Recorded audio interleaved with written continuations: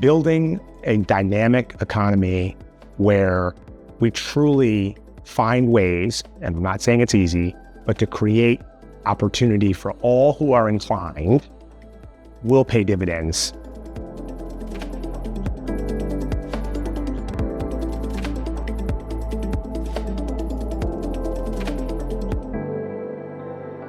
You've got to take the road less traveled.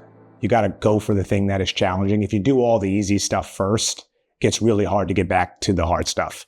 And I think some people may have a different view, which is why make it so hard on yourself. But my view is if you start there, you summit that mountain, the walk down is much easier. I think for me, the really important thing about McKinsey is we thrive when we focus on being distinctive. We can't run someone else's playbook. We've got to stay very focused on what we've done for 100 years, which is be on the leading edge of what's happening in business, understand that, flesh out that approach, and help our clients achieve their aspirations using it, and then move on to the next thing. So don't try to play a Me Too game. Stay anchored in distinctiveness, play our game, and we'll win. Distinctiveness shows up in many ways for us. It has a lot to do with the talent that we seek out.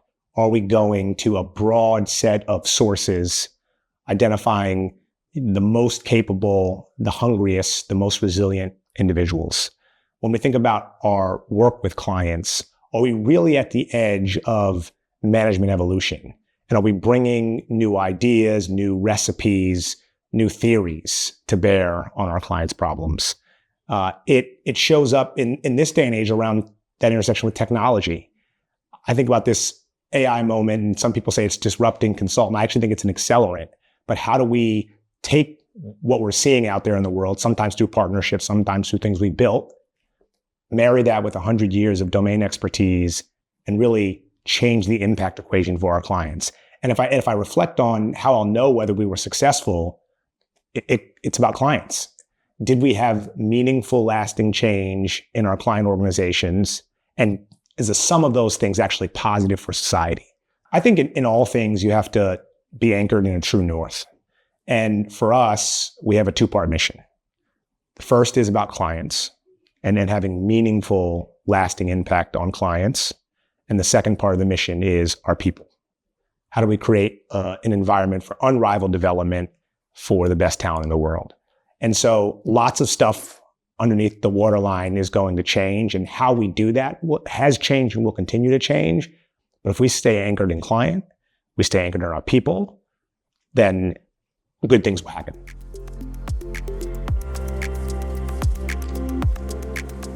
I wish I had a crystal ball on this AI question. I think there's no doubt that AI plus human is a new superhuman. And so the thing that I'm telling people on my teams, I'm telling students at university, get fluent in the latest technology. And that means you got to be experimenting every week, every 2 weeks with new models. And if you can stay ahead of it, or at least stay on course, you will be differentiated relative to your peers. I think this question around agility and stability is an important one. And we talk a lot about building resilient organizations.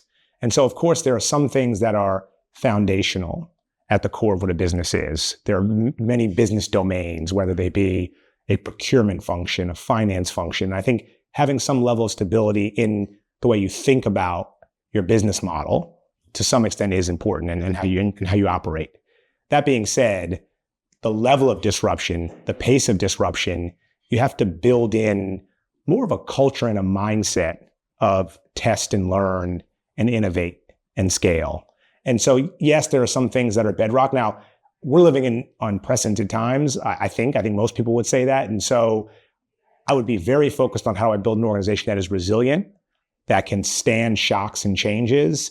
And it starts actually with the culture and a mindset of risk-taking in a way that is kind of stable, safe, leave the thing beside that doesn't work, scale the things that work. I think this idea of disruption and then the innovation that comes along with it has to be embedded in the culture of the organization, right? You have to foster a culture where people can take a risk and experiment. We at McKinsey believe in a very bottom-up approach to this. Of course, there are some big bets that we'll make top-down, but if you look across the team rooms where our consultants are working with clients, that's where innovation really is formed. And so how do you foster this culture of innovation, but then create mechanisms so those things can bubble up. Because innovation is great in the face of disruption, but if you're innovating in this one small place, then our clients in totality don't get the benefit of it, and our firm doesn't get the benefit of that great thinking. I think the challenges at a certain level are universal. Now, obviously, there's cultural context, there's geopolitical context, so the context changes, but at the core, the leadership traits, this notion of being resilient, how do you inspire hundreds, thousands, tens of thousands, millions of employees? CEO as the chief storyteller. I think many of these leadership traits are universal, and many of the headline things are, but then how the manifestation of those, of course, they have local context that have to be considered. Sometimes people lose the plot on marketing and they think it's just about advertising. Well, who could the marketer be for the organization?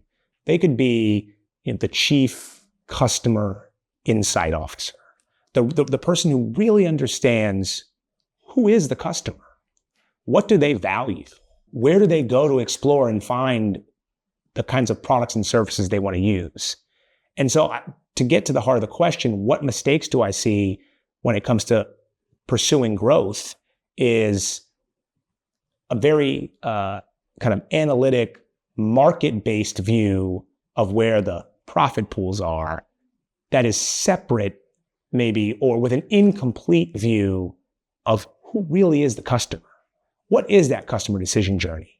And so insufficient investment in what I'd call strategic marketing that then informs the rest of your strategy.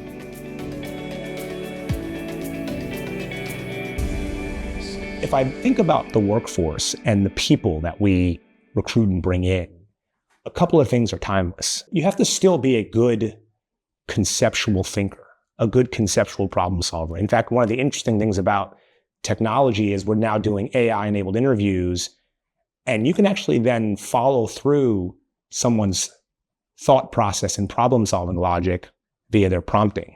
And so we can actually get pretty sharp on how someone thinks. And we're still going to need great thinkers who are going to leverage technology in ways that we can't even imagine. The second thing, though, is we need people that actually know how to engage other humans. The hard work is actually in the change. It's not in the technology. And I think some people even misperceive the vast majority of the kind of work that we do. Of course, we come up with, side by side with our clients, some answer to some business problem. But that's usually the easy part and the minority of the work. The hard part is, how do you get a 100,000 person organization to move? If you've got a client that's got 10,000 retail stores and tens of thousands of retail frontline employees, how do you actually get that thing to move in a way that is positive? And so we're still going to need people that do that. And that's still the bread and butter and the core of what we do. I think the next generation of leaders needs to understand that you can't be static, but the rate of change now seems to be accelerating. And so you can't have the mindset of,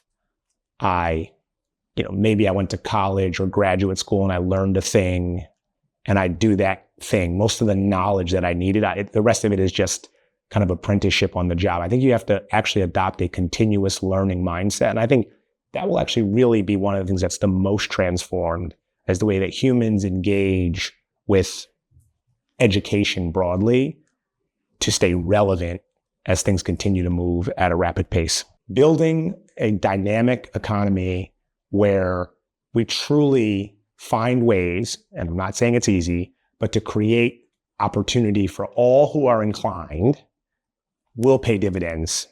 How do we think differently about what it truly means to make sure everyone has a shot? Not that everyone gets to the same destination, but this reframing that everyone needs a real chance. And then folks can flourish in that meritocracy, but we got to start upstream and just be realistic about the context and that a lot of folks don't have a fair shot. If you are someone who has opportunity or has some level of privilege, that you have to acknowledge that there are many who don't, and that you have a responsibility. And I was never explained to me why. I never had to ask the why. It's just that you have a responsibility to open more doors for people who don't even know the door is right in front of them. And that stayed with me in everything I do.